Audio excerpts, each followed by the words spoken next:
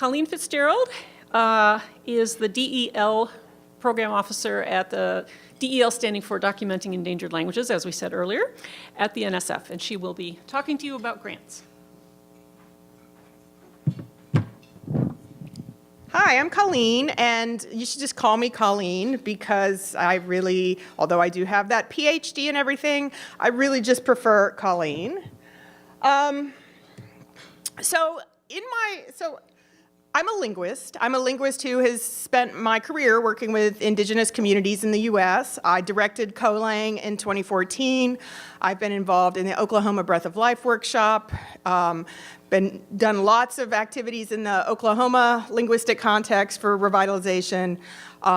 So I'm really happy to be here today. I see so many familiar faces. We have lots of people here who have been people I've worked with, whether at COLANG or Infield or at different workshops, or for, Jacob was in the room, gone up and done training at the Sauk Language Department. And I also see a lot of people that so I'm at University of Texas at Arlington, and I'm what's called a rotator. So people come in, NSF likes to bring in people for a couple of years from their universities on loan. And their idea is that it keeps things really at the cutting edge of where disciplines are going if you bring in people who are active in their fields. So I'm in my second year of my rotation there. So I'm very excited to be here, and it's really, really awesome to see a number of people here who are PIs on Dell grants. I saw, there's Mizuki Miyashita walking in. Mizuki's gotten an NEH fellowship and an NSF through Dell. Jacob is a PI on a Dell grant. Ruth Rouvier is a PI on the child language documentation and child language. Aaron Hollingsworth is a PI on a project that Dell funded last year jointly with the Tribal Colleges program. So there's lots. Susan Gare is a PI. So really, you are in a room of just some of the awesome people. There's Jack Martin. This is like, I don't have the list in front of me. So, but really, this is like an awesome room of people that you have here. People who have read NSF grants and reviewed them. People who have donated their time to teach at COLANG or Breath of Life. People who are here today. And people who are really committed to Native American language documentation and revitalization. So it's a really, really terrific group of people, and thank you so much, Monica, and thank you, Susan, and thank you to the LSA for doing this workshop, which my program is funding in conjunction with the linguistics program, with the Tribal Colleges program, and we also, oh my gosh, is that, sorry, I thought I saw somebody else. I was like, oh my gosh. And also the Science of Broadening Participation program. It's a sort of offshoot. It's like there's pots of money at NSF. And so having a sense of actually what those pots of money are and how your project may or may not fit, it's really valuable. This is the building that I work in. It's in Arlington, Virginia, but I say I'm in DC because it's got a little more cachet. And actually, next year, we're going to be moving to Alexandria, Virginia, in a building that's not quite done. And I am told, now I have an office that has no windows, and I am told I will be in an office now that will be in close proximity to natural light. So it's very exciting, this move. The National Science Foundation was founded through congressional law in 1950 to promote the progress of science, to advance the national health, prosperity, and welfare, and to secure the national defense. The Social Science Research Program was established in 1957. And NSF does competitive merit review of, these numbers are off the website from a couple of years ago, but I'm sure it's roughly true. About 50,000 proposals per year reviewed, and about 11,000 or so are funded. So it's a highly competitive process of merit review. We fund lots of different kinds of science, and science is the word to keep in mind. here you are today learning about the different opportunities in the language sciences. But also at NSF are programs that have actually directorates that have a lot more money than we do. But that's okay. We do a lot with our money. So we have the Biological Sciences Directorate. Last year, we actually co-funded a project looking at biological diversity and language documentation and traditional knowledge in Vanuatu, in the islands in the Pacific. We have also a partnership with SISE, the Computer and Information Science and Engineering. So we have some computational projects in Dell. We also have the Education and Human Resources Directorate, EHR. EHR is really got lots of resources to build the science, engineering, technology capacity of the country and to create the next generation of scientists. There's a strong, strong commitment to broadening participation. Broadening participation is a good phrase to know. What it means is the commitment to making sure that underrepresented groups, people who have not been traditionally represented in a particular discipline, whether those may be women or Native Americans or Alaska Natives, that they are represented and appear in greater numbers in the scientific enterprise. And so EHR includes the Tribal College and Universities program, and it also includes the Graduate Research Fellowship. I think Susan has a couple of the folders I brought. There were a couple of extras. I brought about 25 of them, so enough for not everyone, but for many people. I've got some resources on the GRFP because I know that how many of you are of any group? How many of you are students? So we have a number of students in the room, and there's this really, really incredibly prestigious fellowship program that I'm going to talk about that comes through that. Engineering, geosciences. Geosciences is where the Arctic Social Science program is located. So if you're doing anything that relates to polar activities in the Arctic, indigenous knowledge, language-oriented, then Arctic may be kicking in some funding. I'm trying to think, I don't think we have any. Arctic's not kicking in on you, Erin, but they could have, because you were funded by tribal colleges. So Arctic didn't need to kick in. We have the mathematical and physical sciences, and then we have the star of the show, the host of your activities today, the social, behavioral, and economic sciences, SBE. So when I say SBE, that's what I'm talking about. And it includes documenting endangered languages. It includes linguistics, cultural anthropology, a host of programs that relate to the social and behavioral sciences. There's an NSF website. If you were on that NSF website, I don't know, when was it? I think October 26th, you would have seen Darrell Baldwin, who is NSF funded and a MacArthur Genius Award. You would have seen him and some of the community activities on the NSF website. I actually wrote up something that became a press release by NSF on him and on the research that he's done in conjunction with the National Breath of Life and Miami language work, because he was awarded a MacArthur Genius Award. And in fact, actually, he was the only person who earned a MacArthur who was funded, for their work funded by SBE. So actually, SBE, Dell had the MacArthur this year for SBE. Holla. So the way NSF works is it's merit review.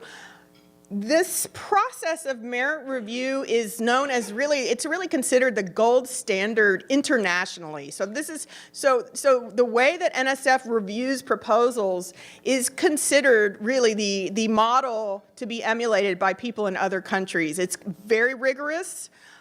There's various types of review. Individual proposals that come in are sent to peer reviewers. For documenting endangered languages, that's typically people who have a PhD in linguistics or anthropology and have expertise in the topic of the proposal. So if you are writing a proposal on aquatic language in the Arctic community of what have you, Indigenous Arctic community, using that language. Then it will go maybe to someone who has expertise in that language, but maybe not expertise in aquatic, ocean stuff. It would maybe go to an oceanographer to look at that. So you'll get people who are specialists, and it's very interdisciplinary. There will be people who are specialists in maybe part of the area represented. But these are the kinds of reviewers that are reviewing grants. And in the proposals that come in, so our deadline is every year in September 15th, we're resetting to in this coming year. And then after they go to the specialists, then the Dell panel looks at the proposals and ranks them against each other. So what they do is they look at everything that came in and assess how competitive it is, what its strengths and weaknesses are, and then they make their recommendations to the program officer. For Dell, it's me, and then I look at what we've already funded, what we have in the portfolio, what kinds of institutions are involved, what states are involved, what other programs I might be able to hit up for co-funding and get some extra money so I can make my $2.3 million Dell dollars go further. So that's how the process works. So there's a lot of people who look at a project when it comes in. This is the official NSF review criteria. There are two categories, intellectual merit and broader impacts. Intellectual merit is looking at how it's advancing knowledge. I mean, that's sort of the nutshell of intellectual merit. What's the importance of what you're looking at? What is the qualifications of the team? So we have people who are PIs for Dell who do not have PhDs in linguistics. But what they have done is put together a project where the team has the expertise to carry out their work. So Jacob, are you talking about your project at all today? Jacob is a PI on an NSF grant. He does not have a PhD in linguistics. They're doing great things. I think they're going to be disseminating like tons of data coming out of this project. And it's been something I think that's really fueled the community's energy around the language. Originality of the proposal, is it transformative? Sometimes when a linguist looks at things, they may look at it a particular way and think you should do X. X, this is what we do. We're linguists, we do X. But other people look at things differently than linguists do. And they often maybe look at things differently because they are not linguists. Maybe they're embedded in the community and see daily usage and notice something that they're able to notice because of that community context. And that could be a really original project, even potentially transformative for how we do science. One of the things I remind people is, it used to be in medical research, there were a lot of, in the US, there were a lot of white male doctors. So people who were doing medical research, they were predominantly men. And then what happened is there started to be women who did scientific research into the medical disciplines. Well, what do you think happens? The questions change. Suddenly, diseases, for example, that affect women disproportionately become a topic of investigation. People start to look at how females metabolize drugs differently than men. And as we've also seen the medical field diversify in terms of race and ethnicity, we see a host of other questions that come up. So that's one of the things that can be quite transformative, is that the team, because of its perspective and its disciplinary expertise, which may not be linguistics, they're able to actually look at something and ask a question that the established experts maybe didn't even think to ask. So that's a really cool and exciting thing about having different perspectives in science. And then in terms of broader impacts, I will tell you, Dell projects have very, very rich broader impacts. I sit in a lot of panels in NSF, and there's, people will have we're training graduate students, and that's a really great broader impact. But Dell projects actually kind of really go beyond what I think you see in many other projects. There's often a strong training component, as we see today. Mentoring, there's diversity, that's broadening participation. Establishing infrastructure, so we, if you build a supercomputer, what that might do is have a lot of effects for a lot of research. We don't build supercomputers, but we could. But that's going to be a resource, an infrastructure resource that's going to have a broader impact because lots of people can use that, right? So, if you're proposing something that's related to increasing particular linguistic resources so that lots of people can access things, that's a broader impact. Dissemination, public awareness. We funded a project last year to Kenneth Longenecker in Hawaii, who is actually going to be looking at aquatic culture and environment in Papua New Guinea, and they had this really cool broader impact, which is they're going to do an online encyclopedia and also a museum exhibit, and they're going to do that at the Bishop Museum, which has, it was like phenomenal how many people go through the doors of the Bishop Museum. That's great public outreach, right? That's our Dell dollars at work. So broader impacts are about larger societal goals, societal benefits. And so those are the kinds of things you want to really consider because Dell panelists give weight to both. All reviewers are asked to give weight to both of these. But the Dell panel not only is especially careful in scrutinizing the intellectual merit, but they have very high expectations on broader impacts. The mission of SBE is really about understanding people and their lives by supporting research that reveals basic facets of human behavior. So, for example, I don't know if you realize that things like understanding cybersecurity, there's a big human component to that. We've been hearing all this stuff about hacked emails because it sounds like somebody clicked on a link they shouldn't have. Why? Why does that kind of hacking happen? Why do you get phished? Because something about human behavior makes you want to click that, right? So human behavior actually has implications for all areas of our life. And so even though SBE actually has the smaller budget of all the research directorates, the impact of human behavior and understanding humans is incredibly significant for many, many aspects of our life. I have this phrase, basic science. So, we also have projects that fund the basic understanding of something. So, we are looking, the scientific enterprise is one where knowledge is continuously increasing. And projects that are advancing knowledge in a really straightforward way. Maybe there's no fancy bells or whistles, but doing basic science is how we lead to other discoveries. And so this is a very important component. Within SBE, we have 3 divisions. We have behavioral and cognitive sciences, which is what Dell is part of. We have social and economic sciences, and then we have a division that doesn't give grants. It's the STAT Center, NCSES. So if you've ever seen any statistics, for example, on how many Native Americans are earning PhDs, they are probably statistics that came from NCSES. So those folks do a lot of stuff really trying to see all sorts of implications about the STEM enterprise, the workforce, the preparedness of the workforce, the geographic representation, the ethnic and racial representation, the representation of women in STEM fields and such. These are all the programs that are standing core programs. I have, of course, put Dell in a bigger, bolder, pretty font, but they're all important. These are all important projects. It's really amazing to be at NSF and to be able to walk down the hall and see, for example, a really cool archaeological fossil, engage in, I've learned so, my next door neighbor is the program officer for biological anthropology. I have learned so much about forensic sciences, about DNA, and about understanding the development of us as human beings from conversations with her. We have a couple of programs. So Ruth was in the, I don't know where Ruth Rouvier went. Okay, there's Ruth.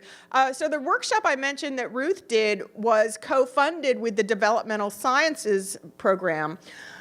This is looking at the changes at all stages of the human development. And so, and it used to actually be DLS, the Developmental and Learning Sciences, but now there's core program, Science of Learning, which is really understanding how it is that we learn. And there's lots of different ways you can investigate how learning occurs. So you could do computer modeling, you could do looking at animals to try and make some predictions about humans, you can look at actual people.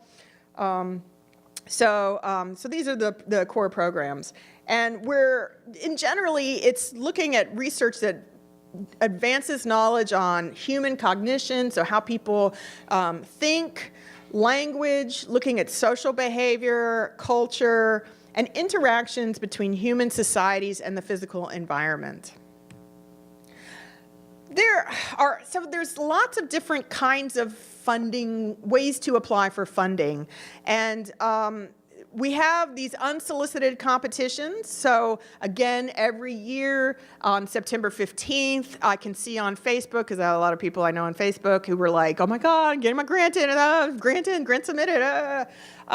So that's our deadline, although there's certain kinds of proposals we can take out of cycle. NSF programs fund workshops and conferences. There's also special solicitations. So right now, actually, one of our special solicitations is to build capacity at historically Black colleges and universities. And that's something, and it's these little things that people say, okay, we have this initiative, we want to let you know about it. It might be as a Dear Colleague letter. I think the HBCU one is a Dear Colleague letter. And then we have particular programs. So we have rapid response research. I think she's not the chair of CELP, right, the Committee on Endangered Languages and Their Preservation, but she was last year, I guess, or 2 years ago. I don't know, time just kind of flies. So Christine Hildebrandt does work in Nepal. And if you may recall, a year and a half ago, in April 2014, there was a major, massive earthquake in Nepal. And one of the things that happens when something really catastrophic, like a natural disaster or maybe another kind of disaster, is that it's an opportunity for understanding. And so you can imagine that when that earthquake happened, there were a lot of engineers who were looking at structural issues and wanting to go out and study that. Well, Christine and her team went out to go and collect from endangered language speakers in Nepal, because Nepal actually is very, very linguistically diverse. And they trained a bunch of citizen scientists in Nepal to go out and record narratives of disaster response. Nepal is very, very rural. And so they were collecting narratives from people about what they thought had happened when there was an earthquake. If you want to have a better response to a disaster, you want to know what people thought was happening. If people think that there's a large ox that's making these things happen, I don't know if that's one of the reasons, but if that's what people think is happening, they're going to respond under that set of assumptions. So if we want to go into these contexts and offer some kind of contribution that's actually helpful for recovery in disasters, it's really good to know what people are thinking, what's going on. So she had a rapid for that. Eager is for exploratory projects, so high risk but high reward. So I wouldn't say that the LIGO, the LIGO thing, which is the Black gravitational waves discovery, it was all over the place, like Einstein predicted it, and then all of a sudden they had this stuff and they captured it, and it was because NSF funded it for years and years. It wasn't an Eager, but it's the kind of exploratory high payoff. I mean, that's just phenomenal, right? This phenomenal discovery that we were able to make by continuing to invest in infrastructure. We also have fellowships for graduate students and postdoctoral people, and we have dissertation grants. The dissertation grants will cover the research activities. It will not be a living stipend for you. It would be a stipend if you were, it would cover your travel expenses if you were traveling to do field work, but it won't cover your tuition and your living expenses. But if you were doing surveys, doing field work, archiving your data, for example, for Dell, those are the kinds of things that it funds. Now, Documenting Endangered Languages is a joint initiative between NEH and NSF. And the grants come into NSF. So the grants come in, and the program officer for Dell sends everything out for a review and manages the whole review system. And then at the panel, NEH program officers and NSF program officers, because it's not just me, we have a representative from the computational program from SIZE, we have someone from EHR for the tribal colleges program, and there may be other, we have GEO, we have Arctic Social Sciences, and then we may have other projects as well. So the core budget for Dell is $2.3 million, but at NSF. So my personal program, the budget is $2.3 million. We get another $500,000 from Polar, we get another $500,000 from the computational folks, and we get another $500,000 from EHR, from the Tribal Colleges program. And then NEH funds anywhere from $750,000 to $1 million worth of projects. So in total, it's about a $4.5 million, $5 million program every year.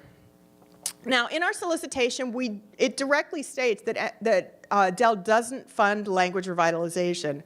But if you think about revitalization as being something in the context of societal impact, it's a broader impact, right? So revitalization activities as broader impacts, many projects have that. So we have a Dell program page. In your folder, I have there should be one of my business cards, and it's got the link to the program there, and that's where we have announcements and such. My predecessor funded a bunch of outreach videos, and they're on YouTube, which I understand all the kids like, you know, because it's YouTube. But these are freely available. You can go, and they're kind of modular, so Jack has one talking about lexicography. Is that right? Yeah. So, so you can look at one of them 5 to 10 minutes, or you can look at the whole series. I think Wes is does the introduction to the outreach videos. So it's really people who are experts giving you the advice. It's former and current program officers, it's former panelists, reviewers, to how to write these competitive proposals. So it's a really great resource, and it was something that was funded by Shobana Chalaya, my predecessor. In Dell, the areas that we emphasize are language description, infrastructure, and computational methods. So, but just to sort of talk about, you know, again, I gave you a sense of what our budget is. So the core budget for Dell is pretty small. Our solicitation allows proposals to be submitted for up to 3 years, $150K per year, $450,000 total. But in reality, many of the domestic projects, so projects looking at indigenous languages of the U.S., are really not going to be funded at that level. So typically, I mean, I think I did some numbers on projects in the that are currently funded and that are not international and that are research projects. And I think it was about 100,000, 125,000 or so average proposal size. And proposals may be incredibly highly ranked by the Dell proposal, but not get funded. And what has been incredibly interesting to me, and being at NSF, is I see how much failure. I mean, I knew I had a lot of failure in writing grants before I actually got funded. So, I mean, I knew I had my own failures that I could count up. But there is so much failure for the people that you think of as successful in getting grants. You can't get funded if you don't try, right? If you don't submit, you'll never get funded. But the average number from this NSF fact is 2.3 proposals are submitted for every award they receive. But, you know, there's people who never got NSFs. Doesn't mean anything. They're not bad people, right? It's just, right? It's just a competitive process. And you know, it just depends on what the project is. A project may just not be the right fit. So I want to talk about broadening participation. This is where I've got a quote from the NSF website. The NSF mission calls for the broadening of opportunities and expanding participation of groups, institutions, and geographic regions that are underrepresented.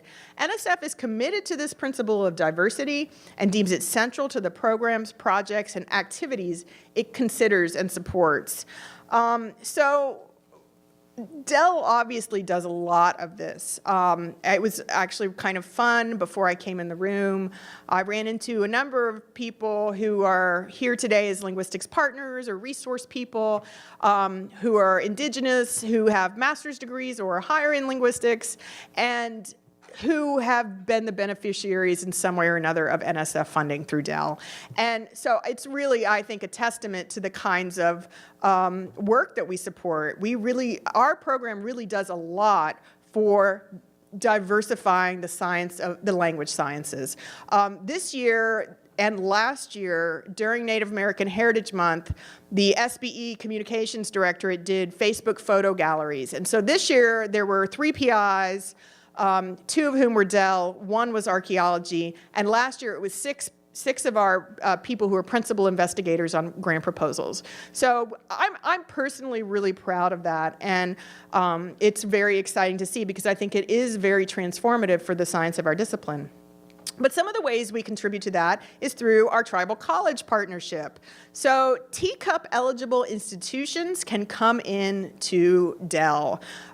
So what we really like to see are actually collaborations between non-tribal college institutions and tribal colleges that are focused on building capacity. So this workshop is one of those ways we can kind of germinate those kinds of collaborations. You at tribal colleges know what kinds of things are of interest. Is there a way it can be framed such that it's fitting into the tribal colleges program? But this particular, so it's a $500,000 commitment every Dell cycle to support projects that build capacity at tribal colleges in linguistics and in endangered language documentation, in descriptive linguistics. So last year we funded Aaron's project. We also funded a project that's a collaborative between Navajo Technical College and Navajo Language Academy. And so that's a collaborative project, and trying to think I think those were the 2 research-oriented projects, and then we had several workshops because this is a relatively recent addition to the Dell solicitation, and so again, some of it is just letting people know, and I think it's really helpful for linguists who are professors who are thinking about Dell support. You know, these kinds of funds need to go to tribal colleges. The tribal college program in the Education Directorate is not going to fund, for example, my university's University of Texas at Arlington. They're not going to fund a large grant to me. Their goal is to get that money to the tribal college and to think about what's going to be a sustainable way of doing language work. So it's a really nice incentive, I think, for linguists who are at non-tribal colleges to think about what tribal colleges need and how you can serve those needs, right? It's an incentive for them. And the kind of thing that can end up doing is in 10 years, we can see that language work is being done differently. Right, so that's actually also one of the big values of having funding, is it does affect what people do, and it can be transformative. That component also has room for attracting and retraining and supporting tribal college students in independent research endeavors. So building research skills and research training in tribal college students and faculty. And then there's this other component, and we haven't really had anyone truly exploit this part yet, but you know, some tribal colleges do obviously offer 4-year degrees. Navajo Tech offers master's degrees, and I think Dene College does as well. But we also can imagine how finding ways to create a collaborative partnership so that tribal college students earn their degrees and then transition to a non-tribal college university and get the next stage in their graduate career or get a 4-year degree. And so building those kinds of collaborations, that's a really, really exciting thing, and I'm looking forward to seeing how that may play out in the next few years. Obviously, today's workshop was funded. We've funded the National Breath of Life workshop, which is about to have its 4th incarnation in late May, the National Breath of Life. We funded CoLang. There have been 5 co-lang workshops. So 2016 was in Alaska. Then we also have the Arctic partner, and I just kind of pulled this from her webpage. So if you were doing something that was language-oriented, it's going to come to Dell. It's going to be submitted to Dell, not to Arctic Social Sciences. If you're going to do something that's, tribal college and it's language-oriented, it needs to come in through my program. But it's also helpful for you to know that these programs have other projects that are not related to language. So Arctic Social Sciences it funds any discipline that is social science funded by NSF. So, and there is a lot of stuff that they fund on traditional knowledge and related subjects, science and technology studies. So these are some of the things that they're interested in. The program officer is also very committed to cultivating Indigenous scholars. So that's something that she has. So there's a lot of, again, fomenting partnerships, but they really need to involve the Arctic. So that's the key thing there. The Tribal College Directorate, it supports, that's the main, whoops. That's the main link, their main solicitation, which includes our Dell partnership. And there's a lot of things they support. Erin was just, so Erin, raise your hand. Thank you. So Erin is a new teacup Dell PI. So she had a project that got awarded funding last year and came to DC for the Tribal College Principal Investigator, new PI meeting. And she can tell you a little bit if you want to know what kinds of other things, but what you need is a research question. And if you put together a project for a research question, there's a lot of different things that they'll look at. There's a lot of different things that they have. So these are some of the projects. If you have someone in your college that's really interested in geosciences, they have a partnership that's like the Dell partnership with geosciences. So they have a lot of different really exciting things going on. I wanted to mention the GRFP, which is the NSF Graduate Research Fellowship Program. This is incredibly prestigious. So one of the things that happens when you're at NSF is that you have your program, but then you have other programs that you work on or other things that you help out on. And so this is actually, the GRFP, it's really competitive, and it takes a lot. There's tons of reviewers, tons of applications that come in. I think it's like an 11% success rate. I have that on another slide. Undergraduates can apply. Very recently, the first tribal college GRFP, there may be more than one, but I know there's been someone from a tribal college who has gotten a GRFP. And it's any discipline that NSF supports. So if you're interested in language and linguistics, that's going on. So I'm going to be a program officer for the upcoming competition. And it's really about the student and helping that student because they have the potential to be a early career support to help create achieving students situations. And one of the missions and goals of GRFP is broadening participation. So that's another thing that again, when people are looking and doing merit review, you're looking for these kinds of components in a project. It's tons of money, highly prestigious. And then you actually get other things that if you've gotten this funding, you actually get other opportunities that come out, and I have a slide for one of those. It's portable. It could be for a master's or a PhD project. So there's a 12% success rate, 16,800 applications. So it's a really exciting thing, and you don't have to be involved in a graduate program to do this. You need to, if you are involved in a graduate program, there's only a certain amount of graduate work you can have had to apply, and so the details are in the solicitation. But what I want to emphasize is that, so again, the same intellectual merit and broader impacts, those criteria will be used by reviewers. The reviewers are people who hold PhDs in your discipline. So, but it's also it's a holistic evaluation. And this is something that's emphasized in the materials, the outreach materials for GRFP. So it's the same merit review criteria as any proposal, but this holistic evaluation is really, really important. And so I really wanted to draw that to your attention because it's something that you really probably don't have for other proposals reviewed at NSF. And I don't know why, maybe because I'm doing it this year, and I didn't do it last year because I had a conflict, and I have a ton of GRFP, I have stuff in your folders, and I have a ton of cards and stuff. Linguistics is actually reviewed with 2 other disciplines, so there's some with one, some that are done with psychology, and some that are done with anthropology. And if we could have 300 applications a year, we could have our own linguistics panel. And so I don't know, I'm just sort of vaguely thinking about this, but it's a great thing for those of you who are faculty out there. Reviewing for it is a great experience, and then you can take that knowledge and help applications. One of the things, again, you learn these cool things at NSF.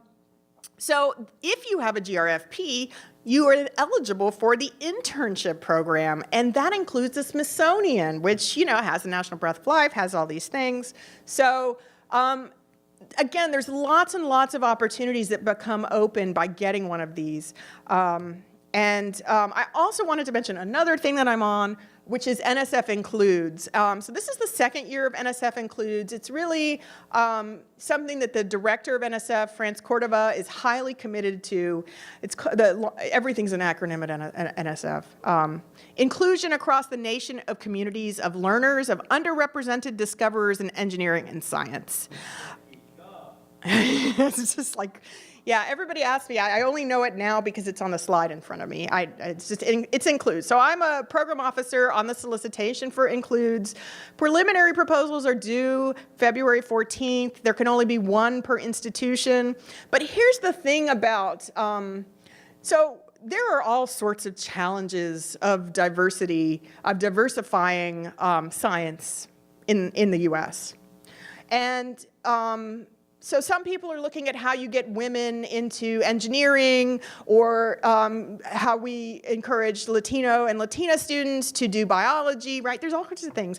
Well, what about linguistics? I think actually we look at something like today, and there's a lot of impact our discipline does in terms, I think, of encouraging the development of native social sciences.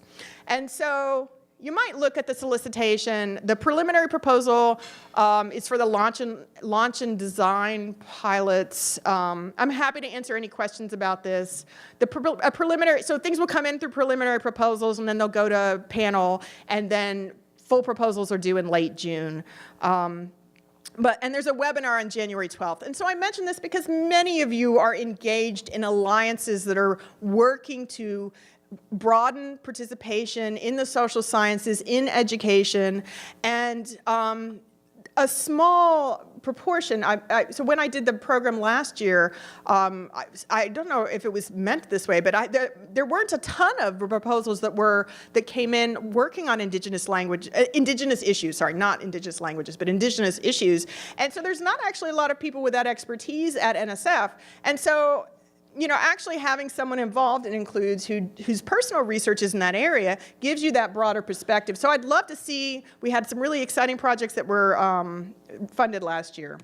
All right, so my big picture advice as I end it, I know I'm wrapping, this is my second to last slide, and the last one's contact info. Read the solicitation. So I've been talking to you about Dell, but I've tried to give you some ideas about other programs that are out there. Talk to the program director. A lot of people write up a 1-pager and send it. I wouldn't write or send more than 1 page. And it might not even be a bad idea to email and say, blurb, this is what I want to work on, blurb. Is this something that would be appropriate? I can write you a 1-pager if you'd like me to follow up on that. But pitch your activity. Think about what its intellectual merit is. Think about what the broader impacts are. Everyone in this room is aware of the major threat of survival to indigenous languages in the U.S., indigenous languages all over the world. So coming in and saying, well, I only have 3 speakers, that's just not competitive enough. Why this language? Why this community? Is it because, we funded something on Navajo last year, which has a lot of speakers, right? It's not so endangered as compared. But you know what? We have multiple people who are fluent native speakers of Navajo and who have their PhDs in linguistics. We have established activities like the Navajo language activity that deals with tons of Navajo teachers every year. That's momentum, right? That proposal made the case for why, even though there's 100,000 estimated speakers of Navajo, it should be funded. We've funded Breath of Life and activities where there are no fluent speakers. What people did is they presented a compelling case about why that language, why that circumstance, right? There's lots of resources. I just saw something the other day at a blog post somebody in Bio did about how to get an NSF, or their perspective on having been on NSF panels. But there's lots of resources out there. Really, why is your project better? Why should your project be more urgent, more funded than another one, and convey those merits? And there's my contact information. If you didn't get a folder, I have some cards at the back table. If you're looking to hear a little more about revitalization, I'm just going to plug that I'm doing the opening plenary for the LSA tonight at 7:30, so you can come and hear me talk about the sounds of Indigenous language revitalization. And then I'm around for the whole LSA, and I'm happy to talk with people. I have office hours tomorrow, I think at 9 to 10:30. I'll probably be hanging out some at the poster session. There's an NSF poster, but the linguistics is doing that, but I'll probably come and hang out some. But I'm happy to talk to anyone at all during this time, so please feel free. You probably saw me joking around with everybody because I'm not wearing my high shoes. And so I hope I'm kind of approachable, so just say, hey, I was at that tribal college workshop, and just flag me down. If it's not a good time, I'll tell you, but I'm happy to talk to anyone while you're here. So thank you.